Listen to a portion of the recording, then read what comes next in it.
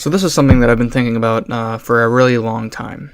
It's objective morality and subjective morality. This interest kind of stemmed from my interest in politics. And I was really interested in politics, and I still am. And I progressed a little bit. I went from politics now to philosophy and epistemology and the study of everything and the structures of the universe and all that crap. And I've watched several videos of people debating morality, whether morality is objective or subjective. People like Dennis Prager, Stefan Molyneux with his secular objective ethics, which I will most likely bring up later in the video. Now, before I start, you'll have to bear with me because this is my first time doing any sort of commentary, and I'm sure I'll be saying and like a lot, and I'm sure there will be a lot of editing for this audio, but just bear with me, and I'll try to get through this pretty quick. Now, first, I'm going to start off with subjective morality, which is where there is no God or no external force to bestow or lay the foundation of objective moral standards or objective moral actions. And by objective, I don't mean the same thing as objective as in the sense that this book that is sitting right next to me is objective in reality. Like I can touch it as objective. I mean objective in the sense that it is concrete. It is a concept that is concrete and is provable to be right. And that's the first problem right there for me with the idea of subjective morality, that one's morals are just mere opinion, and there's nothing else beyond that. And the major problem with that I see is that if morality is just opinion, then nothing can be wrong. Nothing can be right, but nothing can be wrong. And if nothing's wrong, then murder isn't wrong, theft isn't wrong, rape isn't wrong. Someone saying any of these things are wrong could just be refuted by someone saying that they are right, and there would be an impasse, because they're just opinions. Neither view is more substantiable than the other. Well, then one could say that since I'm claiming that there is objective morality, the burden of proof is on me to prove that there is objective morality, and I say that there is a God who bestows an objective moral framework in reality, and a few examples of specific morals or moral duties are the Ten Commandments, so which is how I can say that murder is objectively wrong. That's one of the objective moral laws laid down by an external higher power. So getting back to the topic of subjective morality, if morality is subjective and there is no right or wrong, then a country or nation has no basis or grounds for outlawing something like murder or theft if they aren't morally wrong. What is the foundation of making it illegal? Now, the only answer I've really heard from this is that even though morality is subjective and murder and those things that are illegal in real countries is not wrong or right, murder and theft need to be illegal for the sake of social cohesion or social stability. Now, my question is, why is social cohesion chosen to be the basis or foundation of a law? Actually, let me rephrase that into, is social cohesion the right standard upon which to make a law? If you say yes, it is the right standard, then you're saying there is an objective right and wrong, which contradicts the theory of moral subjectivity. If you say no, it is wrong, then you are disagreeing with your standard that you just previously set for making a law, and plus by saying it's wrong, you are accepting that there is an objective right and wrong, which again contradicts the moral subjectivist theory.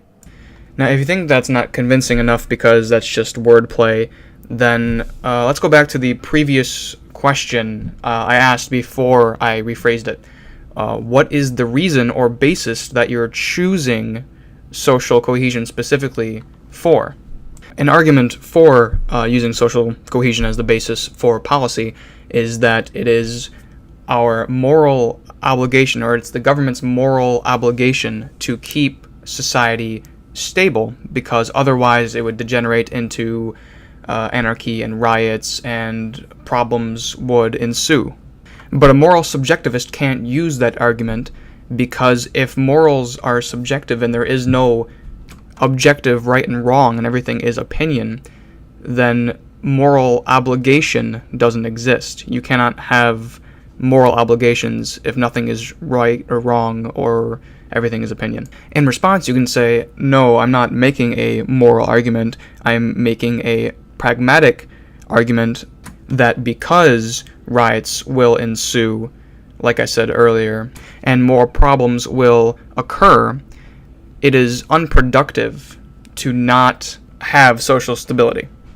But then it would depend on what you mean by unproductive, because the Soviet Union in the 20th century didn't have a lot of social stability. There were millions of people who starved, who were thrown in gulags, but they were extremely productive. They were very productive in terms of making weapons, establishing an army, becoming a vast superpower. So it would depend on what you meant by unproductive.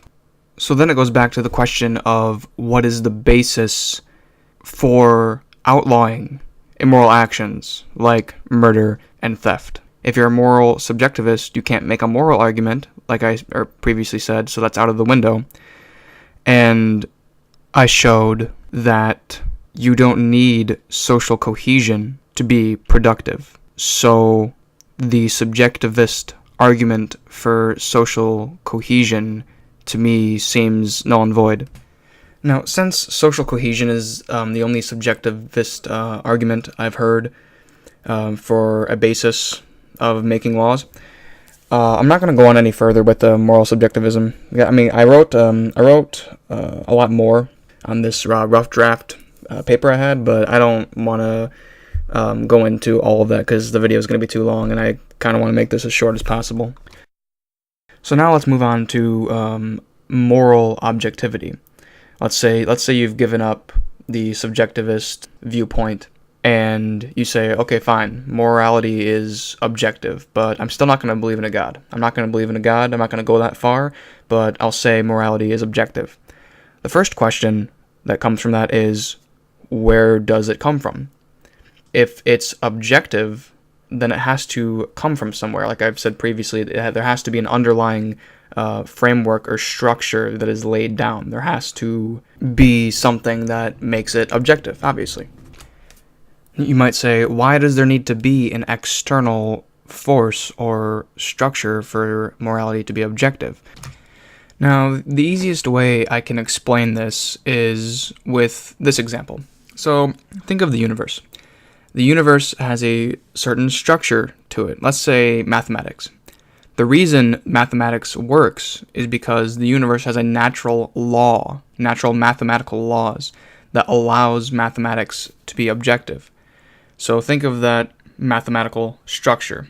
The universe is mathematical and it follows natural mathematical laws, and it has a underlying structure.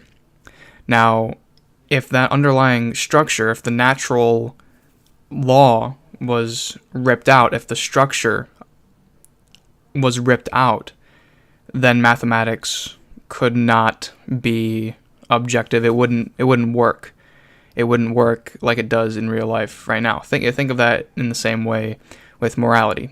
For morality to be objective, there has to be an external structure with natural law to make it objective. In the same way, mathematics is objective in that sense. Now, I know that wasn't the best explanation or the easiest to understand, but if you want to learn more specifically about what I just tried to explain, the best person to look up for that would be Friedrich Nietzsche. He's a 19th century German philosopher, and he spent most of his time trying to figure that out with the concept of the Übermensch. Very, very influential philosopher. So, assuming that humans don't have godlike power and can alter the universe to make morality objective, let's move on to some claims that morality can be objective with no God. Some people say that morality is objective because it comes from our biology. It is inherent in our biology, and it's a phenomena of evolutionary biology. We evolved to have morality because it allows us to work better with others. I don't really understand this one for several reasons. Number one, the example of people being able to work together is not an example of morality. Being able to cooperate to be more productive has nothing to do with morality, in my estimation. That's just a purely pragmatic development for the sake of elongating survivability and increasing the possibility of spreading our genes, which is not based in morality.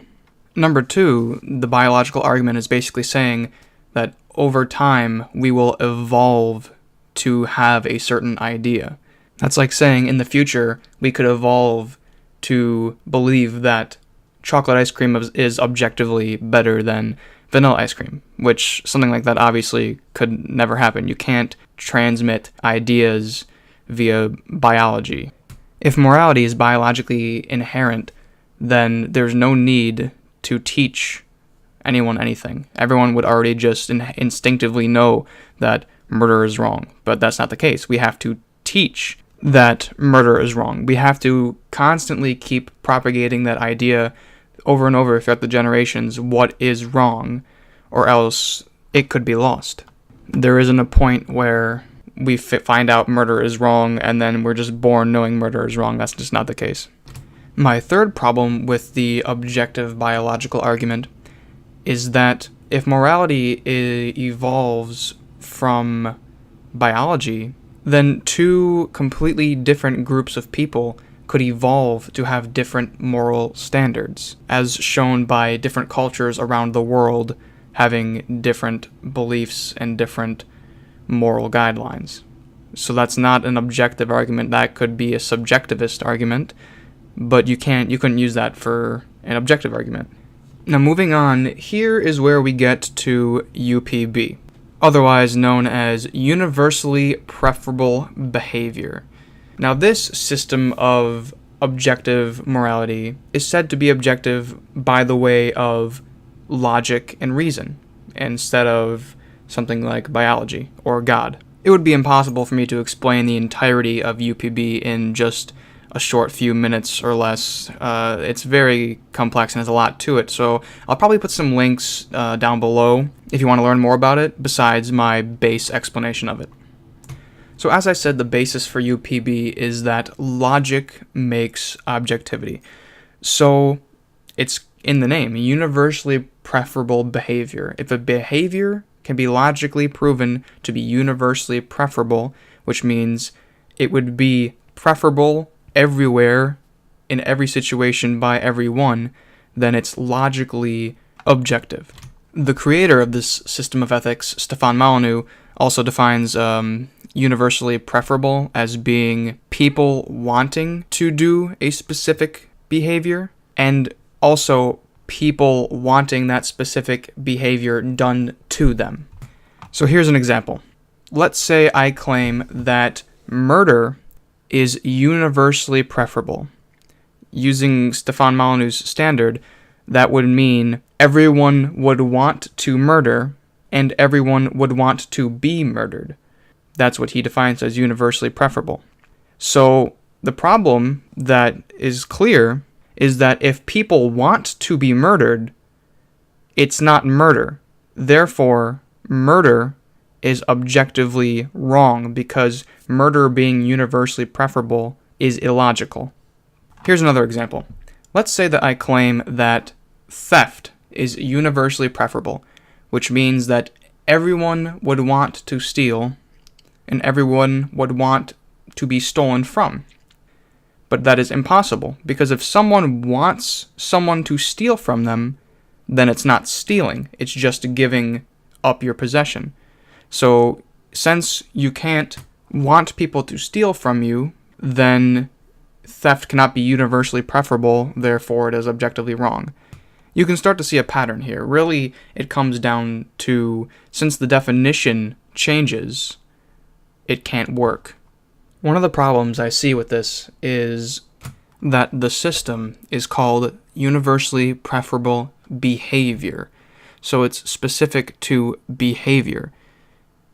Now, he uses theft and murder as examples, but theft and murder aren't behaviors.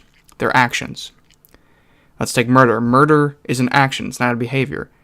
Murder is a violent behavior.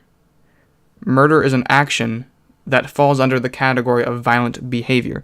So if we're going to look at universally preferable behavior, you would look at violence. Violence is a behavior. And violence is neither universally preferable nor universally not preferable, because there are some instances where violence is preferable and some instances where violence is not preferable.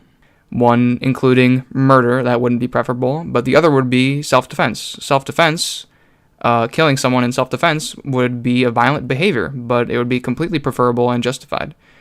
Also, since we concluded that his examples, such as murder and theft, are actions and not behaviors, even if you take actual behaviors, I can't think of a single behavior currently. Right now, off the top of my head, there might be, but I can't think of a single behavior that is always, every single time, preferable to the opposite or another behavior. So that is where I see one of the flaws. Now let's give some more leeway and change UPB, universally preferable behavior, to UPA, universally preferable actions, so that things like murder could fit in there. That's an action that could fit in universally preferable actions. The problem is that not only does this theory put every single thinkable action in the category of preferable or not preferable, it isn't exclusive to moral actions. One of the examples Stefan Molyneux uses in universally preferable behavior, which we're tweaking to be actions, to be a little more accurate, he uses eating as an example of a behavior that is universally preferable. Now, obviously, tweaking eating from being a behavior to an action, because eating is an action, not a behavior, we're still keeping the same theory, but according to the logic, which I presented earlier, which would be if murder was universally preferable, everyone would want to be murdered, and everyone would want to murder. Therefore, it's not universally preferable.